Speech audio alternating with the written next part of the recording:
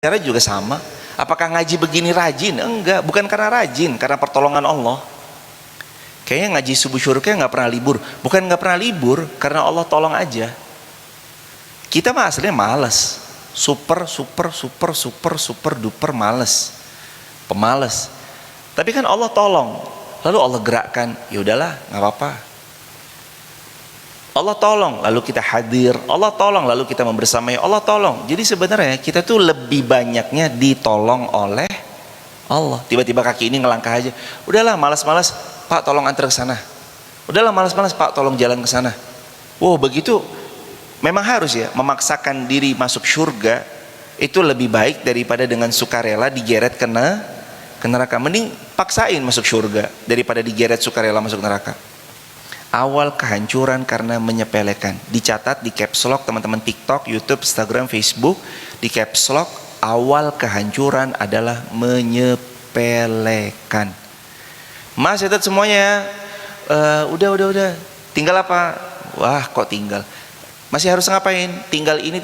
Akhirnya yang tinggal itu ketinggalan. Begitu ditanya, kenapa ketinggalan? Lupa. Nah kan, awalnya nyepelein. Gak boleh ada yang menyepelekan, hadirin. Awalnya masuk neraka tuh gara-gara apa? Gara-gara gini nih, nyepelein. Qalu atamassanan naru illa ayyaman ma'dudat. Saya itu masuk neraka paling ayyaman ma'dudat, bentar aja kok. Hadirin tahu perbandingan kehidupan kita di surga sehari dengan di dunia? Allah berfirman, satu hari di surga perbandingannya seperti 1000 tahun di dunia. Allahu Akbar.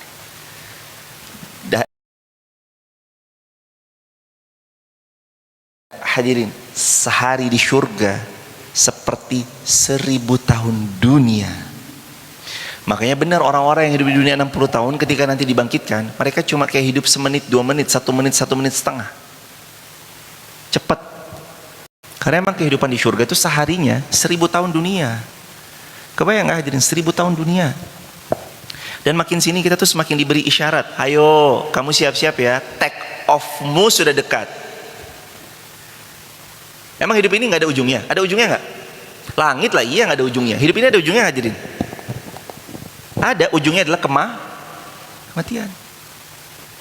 Emang dikira hidup ini gak ada memang kita kira hidup ini nggak ada ujungnya. Ada, ujungnya kematian. Langit baru nggak ada ujungnya. Kalau langit kita nggak pernah tahu mana ujungnya langit. Tapi kalau hidup ada ujungnya bernama kematian. Dan bentar lagi take off itu makin dekat. Rata-rata umur umatku, kata Rasulullah SAW, baina antara sitina wa sab'in, 60 tahun dan 70 tahun. 60 tahun dan 70 tahun. Jadi take off kita tuh 60. Tinggal dikurangi berapa jumlah usia kita hari ini, itu umur take off kita kalau sampai. Kalau nggak nyampe, bisa lebih muda, bisa 30, bisa 20, bahkan bisa baru beberapa hari bayi lahir udah wafat, baru 24 hari atau baru 10 hari atau bahkan baru 5 jam.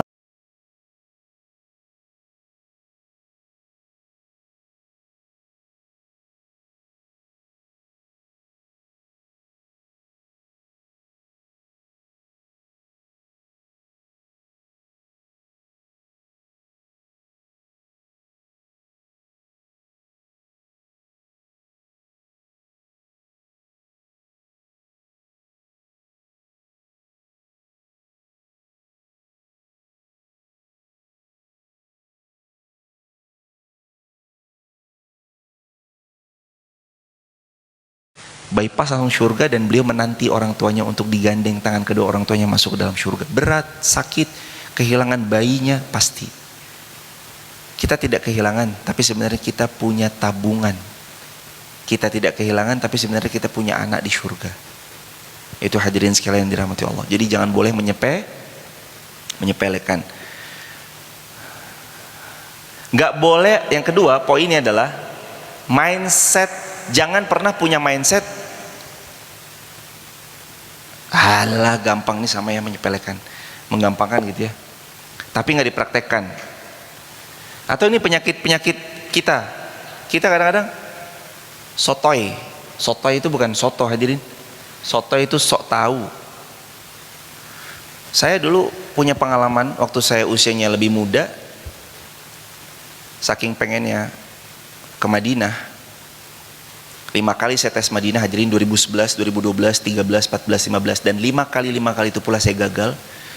Ayah saya, semoga Allah rahmati beliau, Allah jaga beliau, Akung, pernah nasihatin saya. Cuma ini penyakit anak-anak muda nih, anak-anak muda kayaknya mungkin penyakitnya sama. Ayah saya nasihatin saya gini, udah, sambil nunggu Madinah, kamu kuliah dulu lah di Indonesia. Tapi namanya anak muda dulu ya jamaah ya. Anak muda tuh overconfidence, terlalu pede. Anak muda tuh terlalu idealis. Dan anak muda yang ketiga tuh penyakitnya nggak mau dengerin yang senior. Padahal kata Nabi SAW, al-barakatu ma'a kabirikum. Barokah itu bersama senior yang lebih berpengalaman. Itu sebabnya kenapa terus setelah dijalani, benar juga ya nasihat ayah saya. Akhirnya saya mengikuti, setelah 2 tahun baru masuk ke UIN Syarif Hidayatullah Jakarta, jurusan manajemen haji dan umroh, dan dari situ baru saya tahu emang nasihat orang tua tuh benar ya. Ada baiknya kita tuh, mungkin menurut kita idealisnya anak muda tuh kayaknya enggak deh, tapi senior adalah senior. Beliau usianya di atas kita dengan pengalaman dan capaian, apalagi kalau capaiannya jelas terlihat ya. Kita sering menyepelekan karena mungkin capaiannya, alah bisa apa sih lu, mungkin kita bilang gitu. Tapi kalau jelas capaiannya terlihat, kayaknya kita perlu mempertimbangkan untuk tidak, satu, overconfidence, untuk tidak, yang kedua, tidak menggampangkan, meremehkan, karena setiap keberkahan itu memang diiring bersama para senior. Kenapa Nabi bilang, dan saya salah satu yang sangat gemar dengan satu kalimat Nabi yang satu ini, al-barakatu ma'a kabirikum. Barokah itu, kata Rasulullah SAW, saat kamu dibersamai oleh senior, dapat wejangan dari senior, dapat pengalaman dari senior, dari orang yang secara usia lebih tua daripada kita. Kenapa? Karena kalau kita duduk bersama yang lebih tua, mereka tidak berbicara dengan ego mereka, tapi mereka membawa pengalaman. Mereka tidak berbicara berdasarkan apa yang ada di benak semata, tapi mereka bicara pengalaman. Makanya Nabi bilang al-barakatu ma'a kabirikum. Barokah itu ketika kita punya coach, punya orang yang secara usia dan pengalaman dan keilmuan jauh di atas kita, lalu mereka membersamai kita, dan itu mahal. Sampai-sampai Nabi bilang al-barakah. Apa keberkahan itu? Ziyadatul khair. Kalau kamu mau nambah baiknya, kalau kamu mau dapat keberkahannya, ma'a kabirikum. Coba lihat senior. Karena mereka sudah selesai. Mereka pernah melewati fase kita dan kita belum pernah melewati fase mereka. Mereka sudah pernah jadi kita dan kita yang muda belum pernah jadi mereka. Maka keberkahan itu muncul bersama senior. Itu kata Rasulullah Muhammad Sallallahu Alaihi Wasallam. Tidak boleh menyepelekan, jangan sampai over confidence. Confidence itu bagus, pede itu bagus. Bahkan kalau anak-anak kita pede, tenang aja, kenapa bawa tas? Pasti ini buat anak kita lomba nih, anak kita lomba. Pas mau pengumuman lomba dia bawa tas. Lalu dia bilang gini, orang tuanya nanya, kenapa Dek kok bawa tas, Mas kok bawa tas? Iya, nanti buat tempat piala. Pede nggak apa-apa. Anak kita pede support. Over tuh yang namanya berlebihan. Jangan.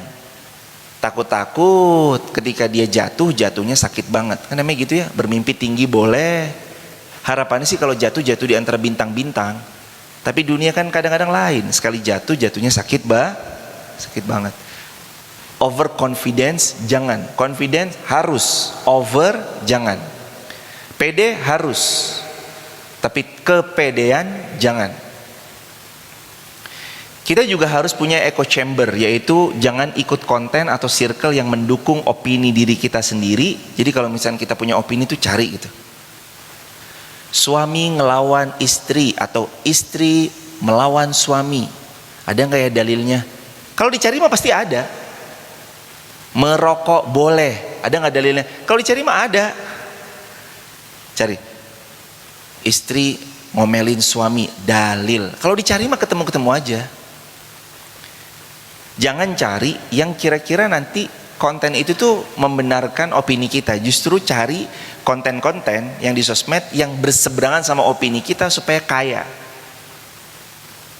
Misalkan kita termasuk orang yang suka membantah lawan suami gitu misalkan.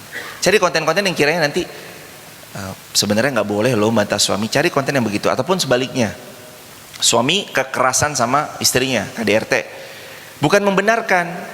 Kalau dibenarkan ada-ada aja yang ketemu nanti bahwa suami nggak apa-apa membersamai istri dengan ini dan itu segala macamnya. Misalkan kalau dicari mah namanya cari pembenaran. Ketemu apa ketemu? Nyari pembenaran mah ketemu-ketemu aja. Tapi suami yang kasar sama istrinya, dia harus cari konten-konten yang nggak boleh lo mukul istri, nggak boleh lo keras sama istri. Harus cari konten-konten yang berseberangan supaya nanti dia punya kaya gitu hadirin. Bukan cuma tentang satu sudut pandang dari sisinya dia aja.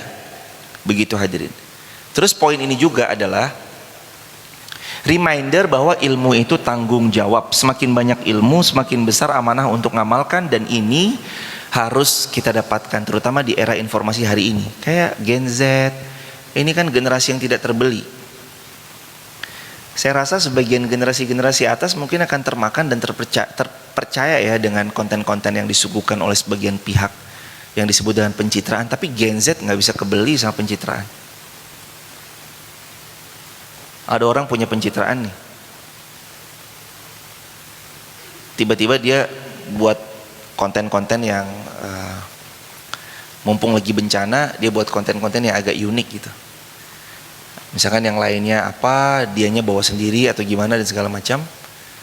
Mungkin generasi-generasi 90-an ke atas, ataupun mungkin tidak semua, tapi secara umum mungkin generasi tersebut bisa mempercayai pencitraan-pencitraan yang dilangsungkan. Tapi Gen Z tidak.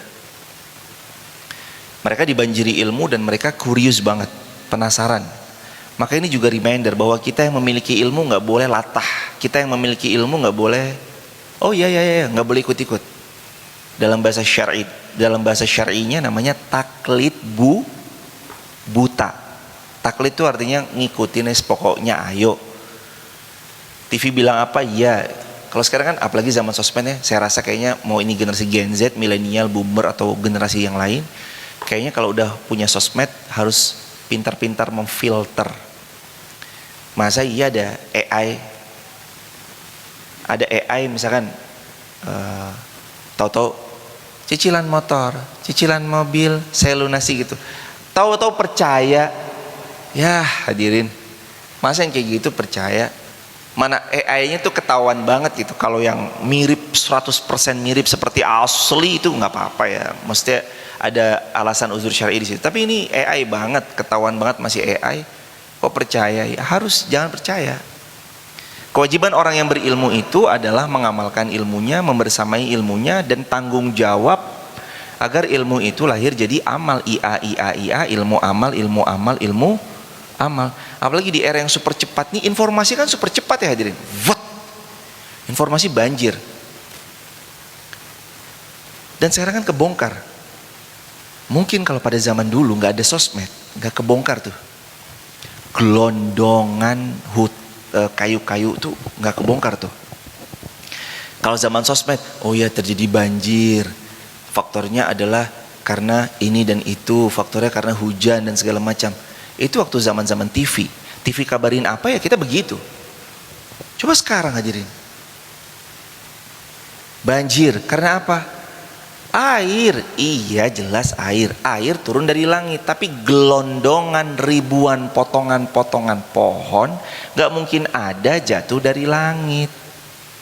Mana potongannya jelas lagi. Itu patah itu. Patah gak mungkin ribuan jumlahnya. Puluhan ribu. Kalau patah ketahuan, patahannya pasti yang namanya patah. Jadi gimana sih patah? Ini dipotong, jelas potongannya rapih, pih. Kayak kita makan sop iga, sop buntut. Hadirin tahu kan, sop buntut mana yang dipotong pakai kampak, sop buntut mana yang dipotong pakai mesin. Kalau pakai kampak makannya enak nggak? Aduh tajam. Sop buntut kalau dipotong pakai kampak tajam, nggak enak. Dipotong pakai golok, pakai pisau, sop buntut, iga, nggak enak, tajam. Tapi kalau sop buntut dipotong pakai mesin kan ketahuan, enak nih, set, bisa dimakan, bisa dimakan, bisa dimakan. Nggak ada tulang-tulang yang apa, gigit. Pohon juga sama. Pohon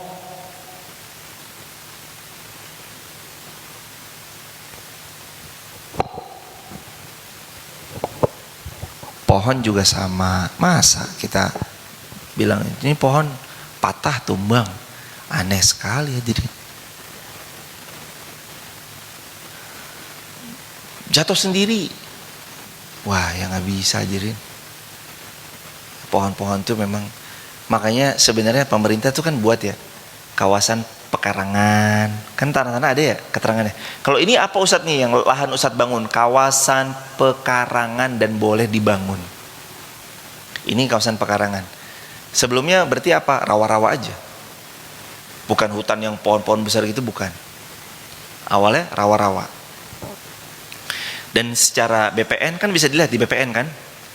Ini tanah apa? Ada yang tanah basah, tanah kering, tanah apa, tanah apa, tanah apa. Itu sebenarnya untuk menjaga.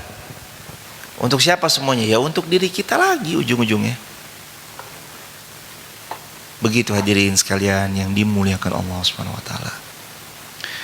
Kita tuh tidak rusak dan hancur kalau kita mau punya rasa cukup. Tapi kalau kita serakah, ya itu PR sih hadirin. Kadang-kadang yang paling berat tuh serakahnya sih.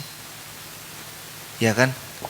Kayak tadi saya bilang di awal kan, sejahat-jahatnya gajah, dia paling makan sepohon doang. Sejahat-jahatnya badak pun kalau mau makan nggak mungkin sampai 500 pohon. Kuda Nil paling makan 1 semangka. Sedikit. Karena mereka punya rasa cukup. Perutnya juga nggak mungkin mampu menampung ribuan hektar. Tapi kalau manusia serakah, kadang-kadang ampun hadirin. Bukan ribuan hektar, bahkan jutaan dilepas. Itu kelihatan kok dari pesawat. Beberapa kali kami pergi ke beberapa wilayah Sumatera, beberapa kali pergi ke wilayah Pulau Sulawesi. Itu kadang kelihatan kok dari atas. Laut juga kelihatan kok. Dari laut itu, lautnya sampai ada yang berwarna di dekat bibir pantainya tuh coklatnya coklat banget. Itu kelihatan sekali kok. Di atas pesawat tuh ketahuan banget. Zaharal fasadu fil barri wal bahri bima kasabat aydin nas. Yang jelas kerusakan itu sebab karena tangan siapa? Manusia. Gajah nggak tahu apa-apa hadirin. Tiba-tiba mati, tenggelam ke bawah arus. Mudah-mudahan nanti pemimpin di masa datang dia tahu tanda tangannya digunakan buat apa.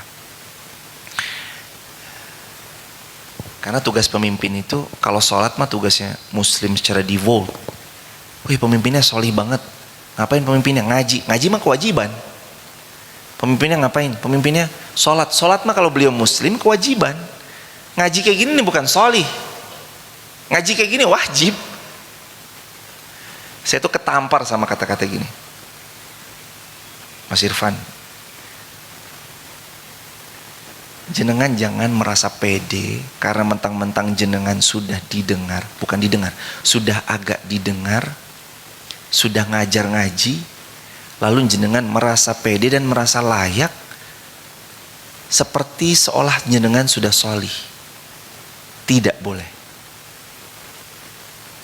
Lalu guru kami bilang, jenengan itu hanya cukup beruntung jenengan tinggal dan hidup di zaman di mana orang dungunya banyak, sehingga jenengan punya kepintaran sedikit dianggap pinter, dianggap solih. Kalau jenengan hidup di zaman saya, nggak laku orang-orang kayak jenengan. Wow, keren. Saya nggak sakit hati dibilang kayak gitu, jadi emang benar kok. Artinya kadang-kadang sekarang kita ngelihat teman sholat, main pedal sholat, dikeprokin, wow sholat keren. Lah padahal kalau kita hidup di zaman mbah-mbah kita nih, orang-orang sholih zaman dulu, waduh, kayak kita mungkin nggak kepake hadirin. Kapasitas beliau itu kapasitas orang solihnya, bukan main. Cuman karena hari ini aja saking rusaknya, jadi kita solih sedikit udah dianggap ustadz, udah bisa berbicara, bisa membawakan hadis, bisa membawakan dalil, udah dianggap ulama. Waduh, PR ini. Padahal kalau zaman-zaman dulu guru-guru ngaji wibawanya bukan main, respectnya bukan main. Wow. Cuma hari ini bisa membawa quote-quote, kata-kata hari ini, wah, langsung ustadz. Waduh, kata-kata hari ini, waduh. Padahal disebut ustadz ya pada zaman dulu tidak sembarang. Ustadz itu gelar sematan kehormatan, penuh hormat gitu. Sekarang siapapun bisa nyandang ustadz.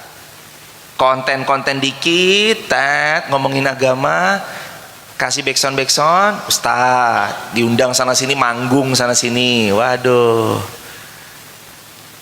Yang ustadz beneran berilmu nggak dapat tempat. Nah, ini juga PR juga nih. Makanya kadang-kadang ngeliat gitu ya hadirin ya.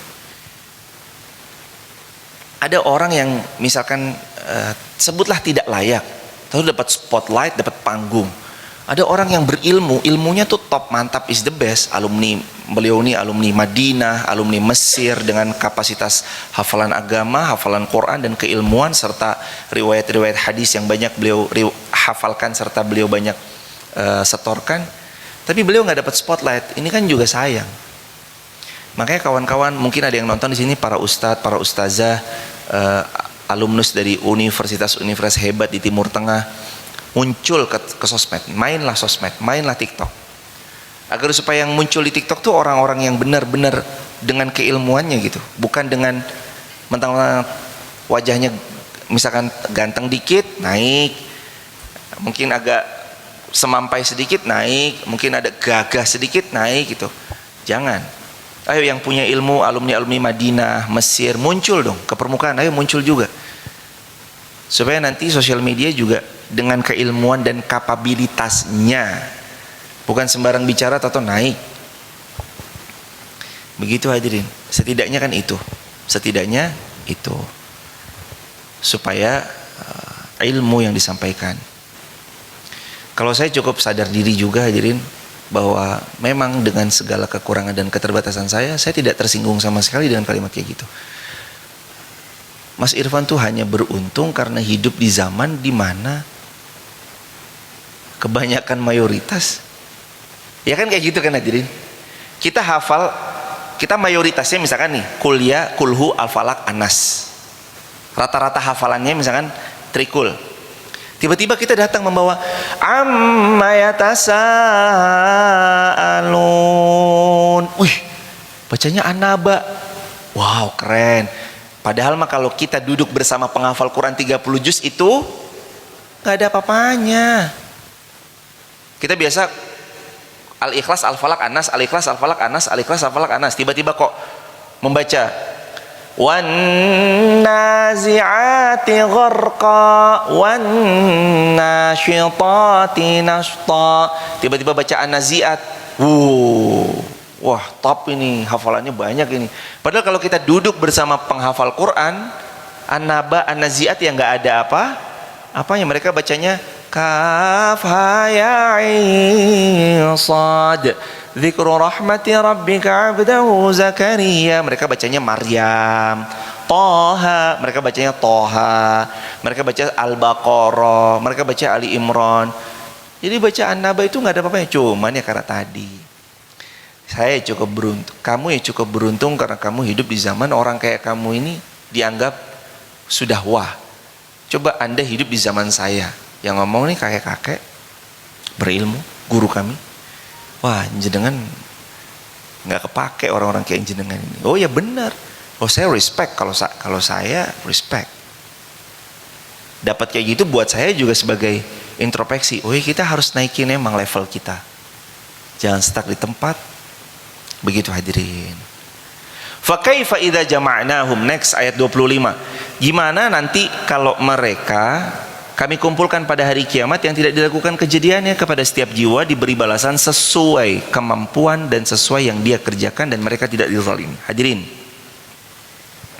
hati-hati hadirin.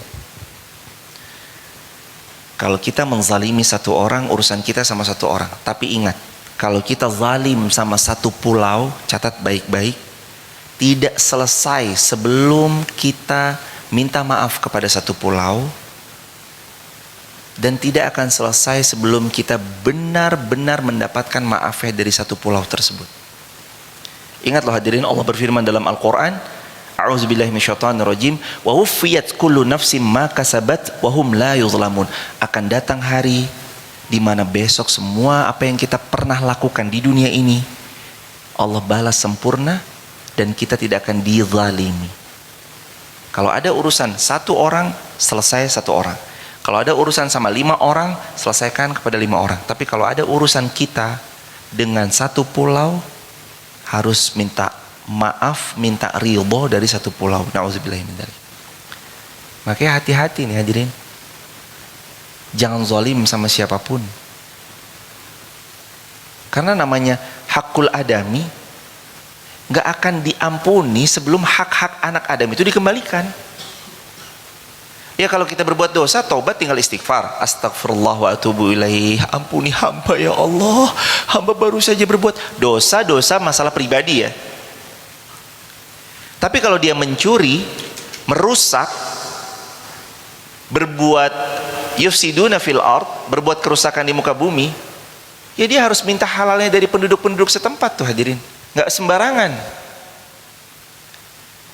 Nggak cuma ya Allah ampuni aku, padahal tangan yang dipakai berdoa itu tangan yang tanda tangan untuk melepas ribuan bahkan ratusan ribu hektar, sehingga menjadi asbab terjadinya banjir, longsor dan segala macam. Lu hadirin, nggak selesai loh kecuali minta maaf sama orang-orang yang di sekitaran situ. Jangan dianggap hadirin haji kita bisa membayarnya, jangan dianggap umroh kita bisa membayarnya, jangan dianggap semua kebaikan kita bisa membayar. Jangan pernah menganggap begitu. Kenapa? Karena ada hadis bangkrut. Kata Nabi SAW, atadruna manil muflis, kamu tahu nggak siapa yang bangkrut? Ya Rasulullah, yang bangkrut itu al muflisu fina man la dinaran wa la dirhaman wa la mata. Ya Rasulullah, yang nggak punya dinar, dirham, nggak punya harta.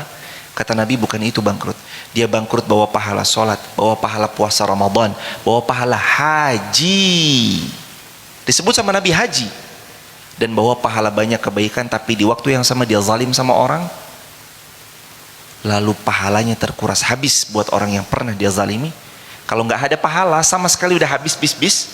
Dosa-dosanya orang itu ditransfer ke dia. Bahayanya kalau kita zalimi gara-gara tanda tangan kita, ribuan orang bahkan jutaan orang itu akan ngeruk pahala kita. Kalau pahala kita habis, jutaan dosanya orang-orang tersebut ditransfer ke kita dan kita dicampakkan di jurang api neraka. Waliyadzubillahi min dzalik. Hakul adami, ingat hadirin,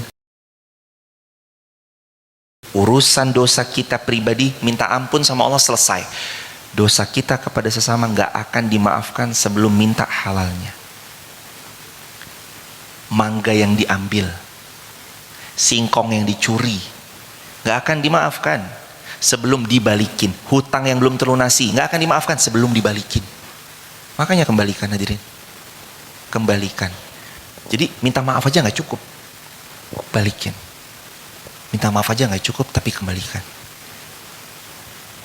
Penting banget buat kita tuh belajar hakul adami, hak-hak anak Adam. Pokoknya urusan kita nih sama urusan kita sama Allah, kita nauzubillahnya ya, nauzubillah, summa nauzubillah. Misalkan di antara kita yang pernah mabuk, ini kan dosa dia sama Allah ya.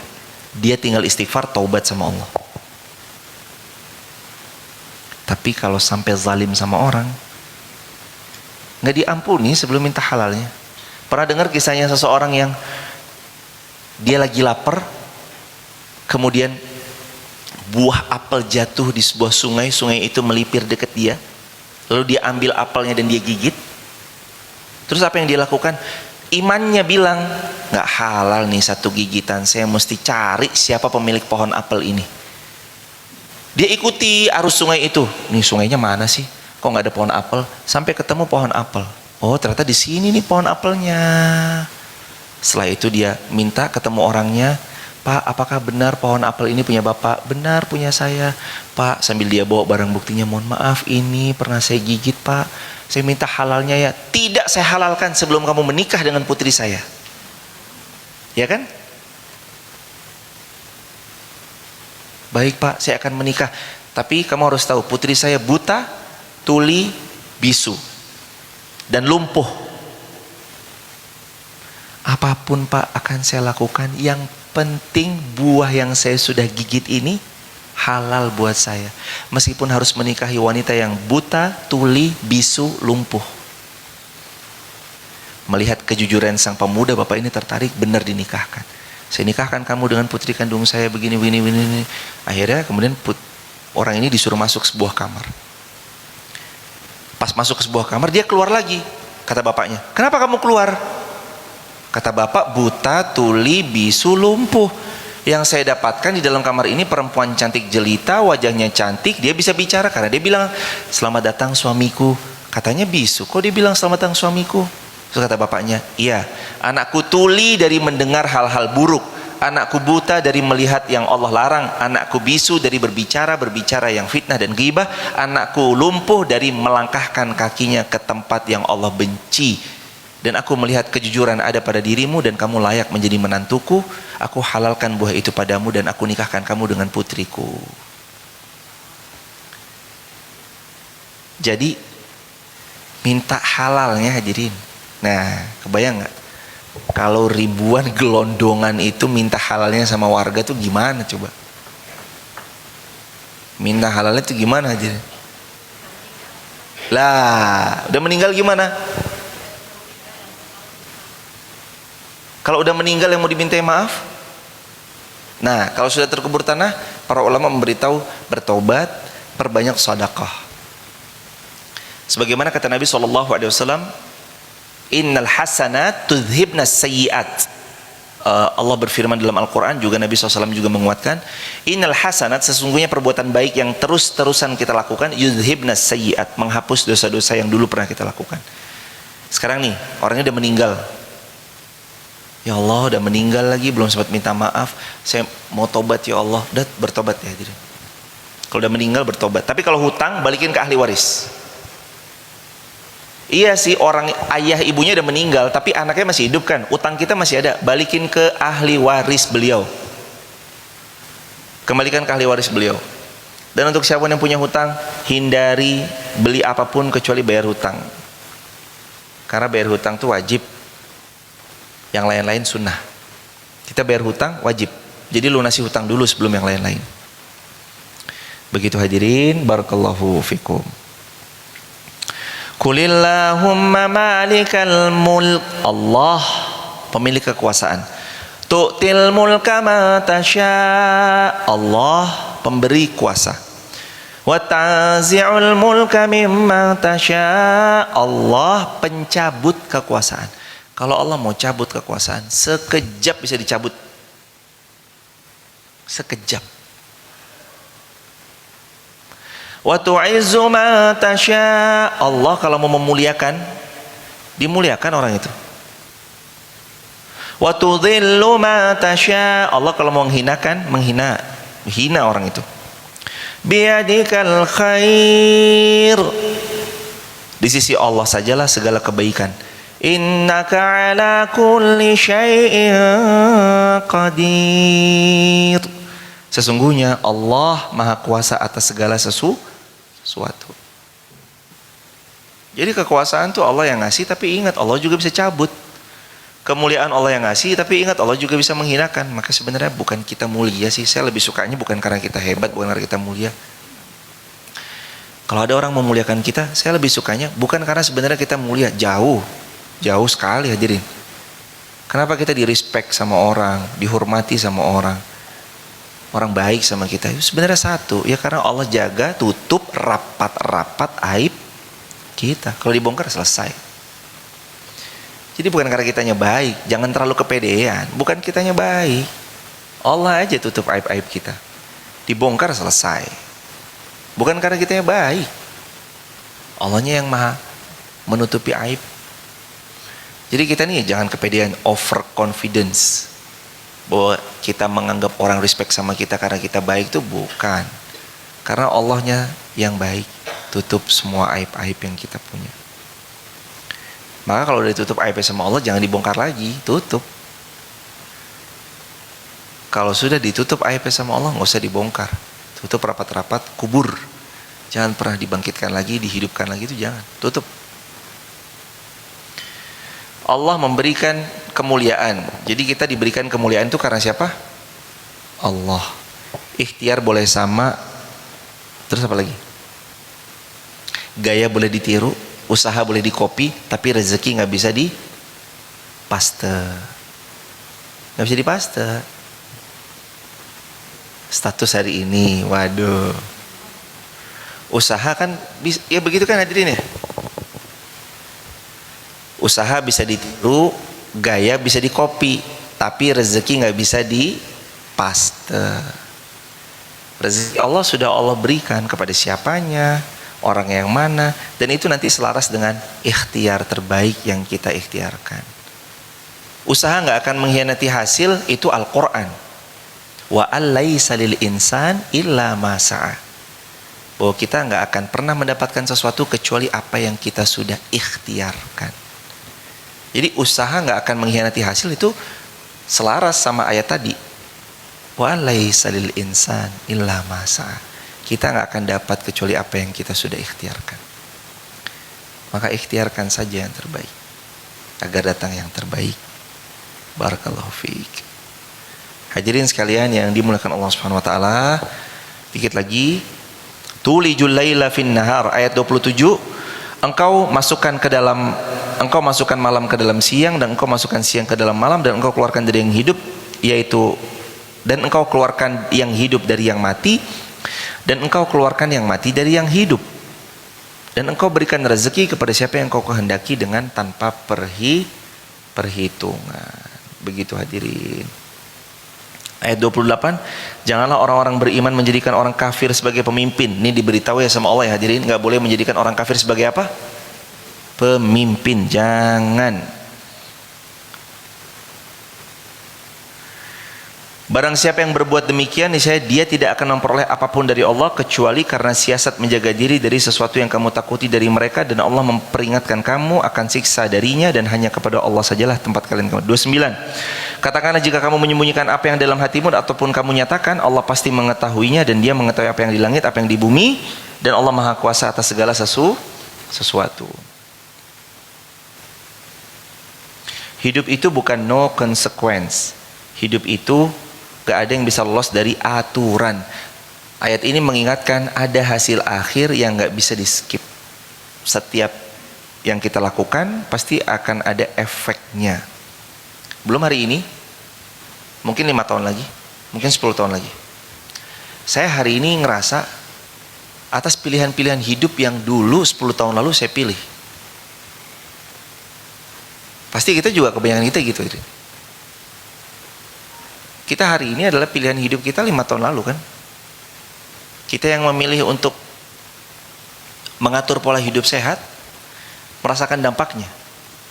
Mulai jalan, mulai olahraga, merasa dampaknya. Ada seorang ditanya, Ibu gak pernah olahraga? Oh pernah Ustaz. Izin Ibu, kalau itu olahraganya biasanya apa Ibu? Olahraga saya tawaf dan sa'i Ustaz. Waduh, abot ini. Berat sekali olahraganya tawaf dan sa'i. Tiap bulan Ustaz, saya tawaf dan sa'i. Waduh, ampun. Luar biasa olahraganya, berat. Jalannya sa'i, jalannya tawaf. Tapi itu olahraga juga itu. Olahraga itu hadirin.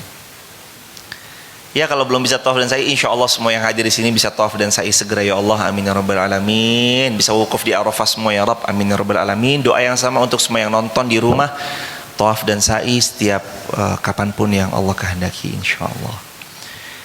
Jadi nggak ada yang tanpa konsekuensi, semua dibayar dengan konsekuensi. Nggak ada hidden file, semua dibongkar sama Allah. Terus nggak ada filter, nggak ada edit, no filter, semuanya nanti terbongkar dengan sebaik-baiknya dokumentasi. Ayat 26,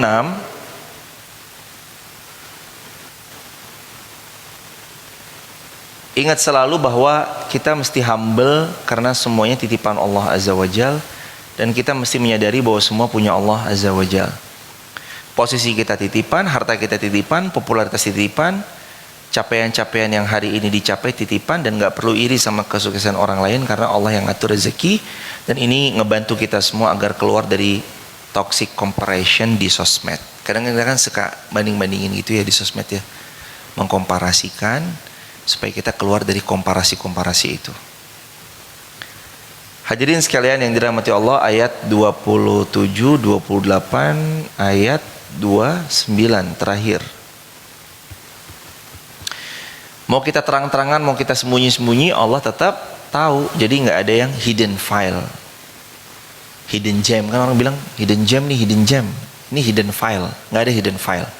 Sisi Allah semuanya terbuka. Dan reminder untuk kita bersama-sama, jangan pura-pura baik. Nggak usah pura-pura baik. Aduh, ini PR. Nggak usah pura-pura baik, karena nggak ada yang bisa berpura-pura di hadapan Allah. Berpura-pura baik di hadapan manusia juga apakah bisa? Nggak bisa, hadirin. Apalagi zaman sosmed kayak gini, semua kamera tuh banyak. Paparazi hari ini tuh bukan cuma yang bergelar wartawan dan pewarta-pewarta yang seperti zaman dulu. Paparazi dengan kamera-kamera besar. Sekarang paparazi itu bisa lewat kacamata yang dipakai. Kameranya tuh kacamata plus kamera. Nggak kelihatan, soalnya dia pakai kacamata, tapi sebenarnya lagi ngintai, atau bolpen yang ditaruh di sini. Jadi nggak usah lah pura-pura baik. Ngapain sih pura-pura baik? Baik mah baik aja, tulus mah tulus aja. Nggak usah pura-pura baik, karena nggak ada kepura-puraan. Allah jelas nggak bisa dibohongi. Manusia zaman now nggak bisa dibohongi. Jadi stop berpura-pura, nggak usah pura-pura baik. Baik mah baik aja. Kita tuh nggak bisa sekarang tampil baik di sosmed, lalu pada kenyataannya berkebalikan. Nggak bisa, jadi 100% nggak bisa. Karena sekarang di bandara orang tahu-tahu, wah videoin kita, tahu-tahu ketek aja. Nggak bisa, jadi mau berpura-pura gimana? Mau menyembunyikan sesuatu, ingat pepatah Indonesia, sepandai-pandainya tupai melompat, akhirnya jatuh juga. Mau disembunyiin kayak apa? Terendus mah terendus aja. Dan selihai apapun, sepintar apapun, menyimpan bangkai, bau busuknya pasti kecium. Jadi bisa berpura-pura baik nggak? Nggak bisa. Apalagi zaman sekarang, hadirin, mau tampil dengan persona kayak apa? Persona itu apa? Persona itu topeng yang diciptakan. Itu namanya persona. Dalam bahasa Yunani yang artinya topeng yang diciptakan. Kita mau tampil personanya, wah baik, keren, solih, dan segala macamnya, lovable dan segala macamnya. Ya kalau aslinya berkebalikan mah beda cerita. Hari-hari ini kita nggak bisa tampil fake. Apa yang ada di sosmed harus itu juga apa yang ada di luaran. Jangan berpura-pura baik. Barakallahu fiik. Poin terakhir. Allah paham struggle-nya kita, dan Allah memahami juga overthinking, kecemasan, insecure, dan segala macamnya. Allah mengetahuinya. Artinya kita nggak pernah benar-benar sendirian. Dan ini membangun reminder self-awareness kepada kita bersama, agar tidak pernah bosan memahami kalau Allah selalu menemani. Allah nggak ninggalin saya atau kitanya aja yang kadang ngerasa, kenapa ya Allah ninggalin saya? Padahal mah enggak. Bangun self-awareness gitu. Kita ini berharga, kita ini punya nilai. Hanya karena kita nggak diterima di satu tempat bukan berarti kita jelek. Mungkin kurang tepat aja tempatnya. Bukan hanya juga karena kita cocok, seperti bawang. Bawang dengan jeruk tuh kan mirip-mirip ya. Bukan karena kita cocok di tempat itu berarti kita, bukan hanya karena kita pas di tempat itu berarti kita cocok, bukan. Belum tentu juga. Jadi pandai-pandailah kita untuk membangun self awareness kalau Allah tuh temani kita, Allah tuh membersamai kita, Allah tuh nggak pernah ninggalin kita, Allah tuh selalu bantu kita, Allah tuh selalu nolong kita, Allah tuh selalu baik sama kita. Dibangun self awareness kayak gitu, dan itu bagian yang nggak boleh ditinggalkan.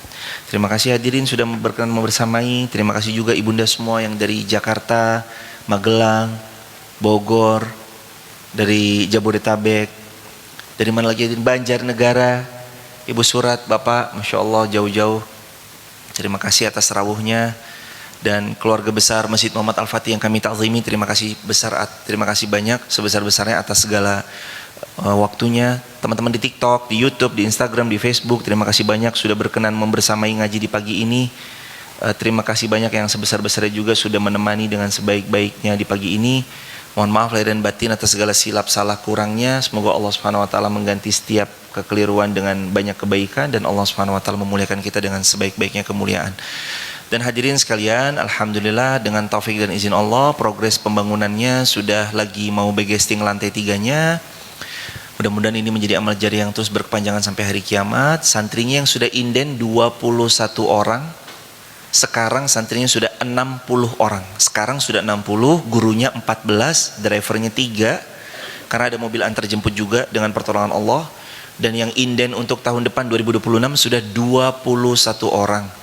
Jadi mohon doanya jamaah, mudah-mudahan segera bisa kita bersamai gedung baru penghafal Quran, untuk nanti santri-santri penghafal Quran menghafal Quran di gedung baru tersebut. Dan alhamdulillah juga dibuka STDI.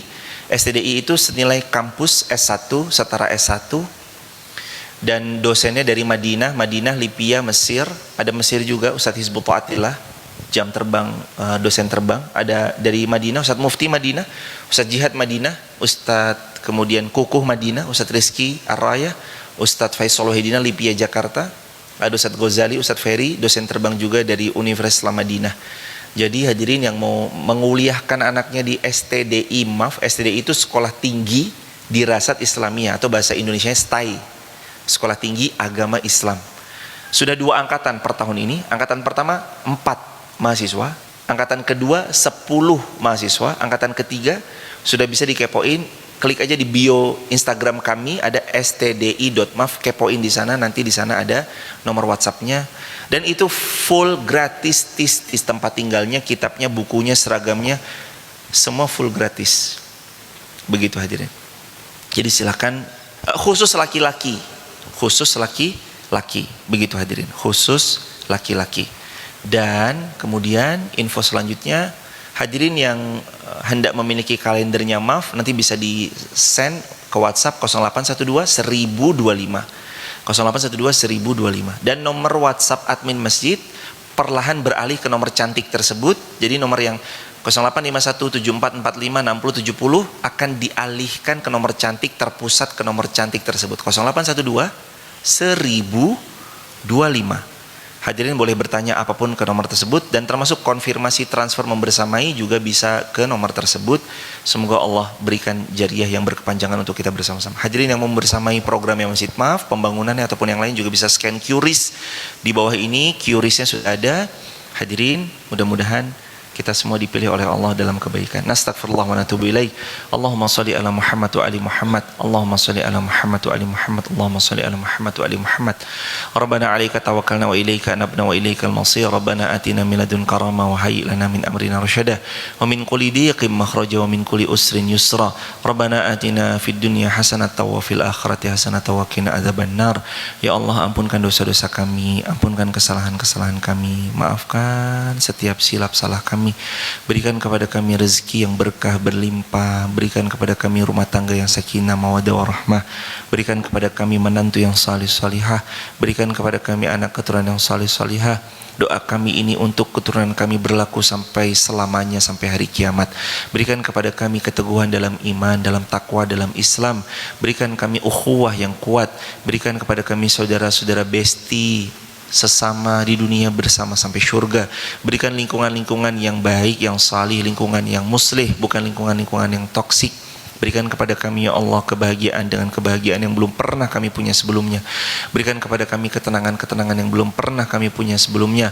Berikan kepada kami kebahagiaan, kemuliaan yang belum pernah kami duduki sebelumnya. Berikan derajat ya Rabb, berikan posisi ya Rabb, berikan jabatan yang dengan itu amanah kami tunaikan dengan sebaik-baiknya. Berikan kepada kami ya Allah kebahagiaan di dunia, berikan pula kepada kami ya Allah kebahagiaan di akhirat.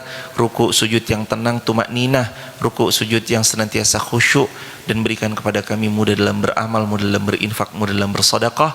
Jadikan kami istiqamah, wafatkan kami di tanah suci Mekah Madinah. Undang kami ke Mekah Madinah untuk berumrah maupun berhaji ya Rabb. Wafatkanlah kami dalam keadaan haji ataupun umrah. Wafatkan kami husnul khatimah. Rabbana atina fid dunya hasanatan wa fil akhirati hasanatan wa qina adzabannar. Walhamdulillahi rabbil alamin. Barakallahu fikum. Terima kasih banyak hadirin. Salam takzim buat keluarga di rumah. Semoga Allah mengganti semua dengan surga firdaus tanpa hisab. Barakallahu fikum. Subhanakallahumma bihamdi asyhadu an la ilaha illa anta nastaghfiruka wa natubu ilaik. Assalamualaikum warahmatullahi wabarakatuh.